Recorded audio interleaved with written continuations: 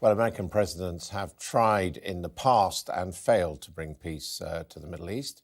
So does President Trump's plan stand any chance at all? Joining me to discuss that are here in Westminster, Hugh Lovett from the Middle East and North Africa programme at the European Council of Foreign Relations, and in Tel Aviv, the Chief Executive of the British Israel Communications and Research Centre, BICOM, James Serene.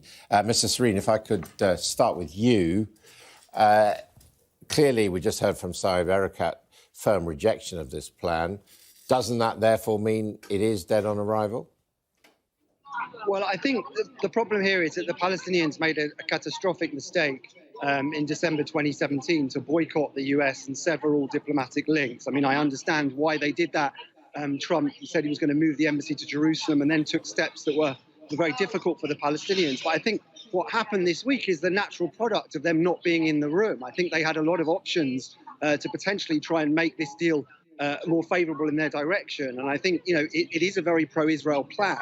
It's very much kind of Israel's suggestions worked up with the US administration. But I think the Palestinians, had meetings this week in Ramallah, and it's clear that they haven't yet sort of fully come to terms with the mistake that they made over the last few years, because they could have pushed for something that was better in their direction. There were options there, and they could have very forcefully put their view across. But I think there's something very interesting going on in Israel now, which we can dwell on, which is that there's going to be a vote shortly where the entire plan is going to be put to the Israeli parliament. And let's not forget, the plan actually calls for a Palestinian state. It calls for Israel ceding significant amounts of land in the West Bank. Now, some people will say, well, that's very harsh on the Palestinians as a final vision. But it does mean the Israeli parliament actually has to have a debate now and say, right, Palestinian state, giving up land in the West Bank, where does everyone stand? And people weren't having that debate before.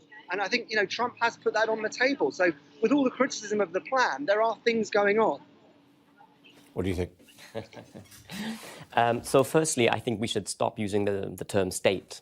What the plan offers is not a state. A state, a sovereign state, is a state that has control over its borders, its territory, its airspace. And we know this because we've had this debate in the UK about Brexit and taking back control. And this plan does not provide that for the Palestinians. What it does contain is recognition of a Palestinian state, formal recognition by the United States and others, but also plans to connect the two bits of Palestinian territory, Gaza and the West Bank.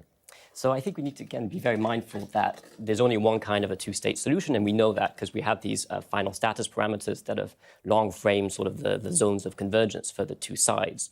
And this plan and the Palestinian state, if you call it that, I call it a Palestinian entity, does not meet that. And I think I'm just saying what the document proposes. They call it a Palestinian Yes, state. okay, so they do. But they call it a lot of things. They also call it a realistic two-state solution. But we should be mindful that that's not such a thing. And what it's going to give is, it's not going to be a contiguous Palestinian state. It will be a Palestinian state that I don't think Palestinians, of course, for themselves can accept.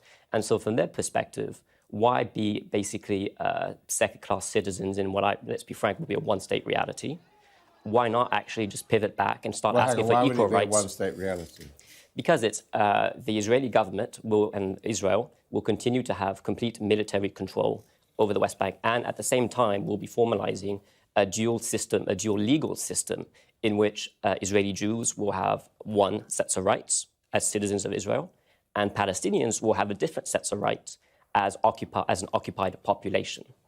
So it's not offering a two-state solution at all. What do you make of that, Mr. Serene? Well, I mean, the two-state solution has gone through lots of iterations over many years. It is a state, but it's with the restrictions that have been discussed right the way through from the Oslo Accords. There's huge complexity around the situation on the ground now. I mean, you can dwell on, what the ideal situation would be, but unfortunately we don't have an ideal situation at the moment. The West Bank is run by the Palestinian Authority. It has huge problems with corruption.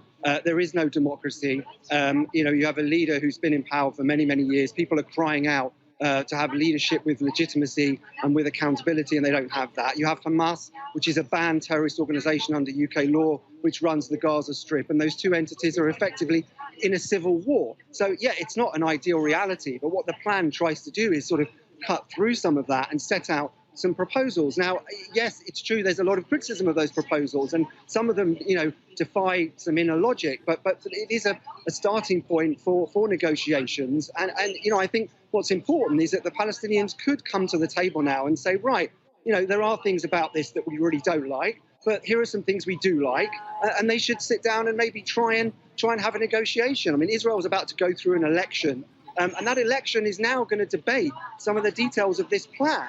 And Israelis are going to have to actually vote on, do they really want to apply Israeli sovereignty to all those settlements? Do they want this plan or not? And I think, if there is a new Israeli leader after the election, there is an opportunity there.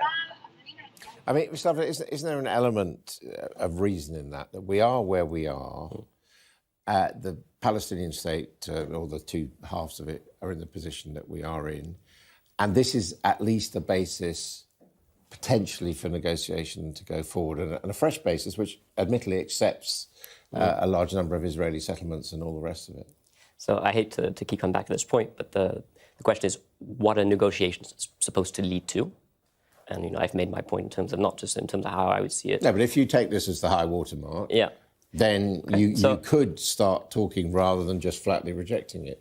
So I think, these are not just my positions, these are the EU positions. But from the Palestinian perspective, all they have left is rejection, and which they're rejecting.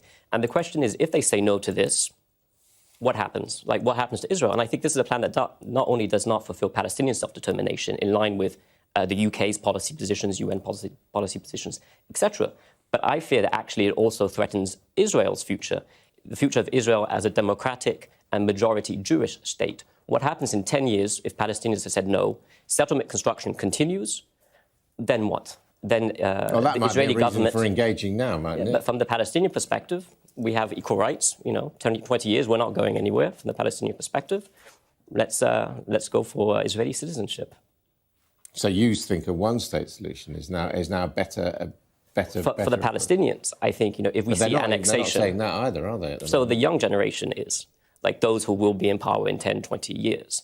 And even you had Saeb Erekat on, and he's still very much committed to two states, but he has, I think a few months ago, he basically came out and said two states is no longer possible. So I think, this is not about what happens tomorrow or in a week. This is what happens in 10 years or 20 years if we don't have a viable and sustainable solution. And when we see a pivot in the Palestinian strategy and them changing the demands, going away from a two-state solution that was a concession from them to begin with, towards calling for equal rights and a binational state. OK, we'll have to leave it there. Thank you both very much indeed.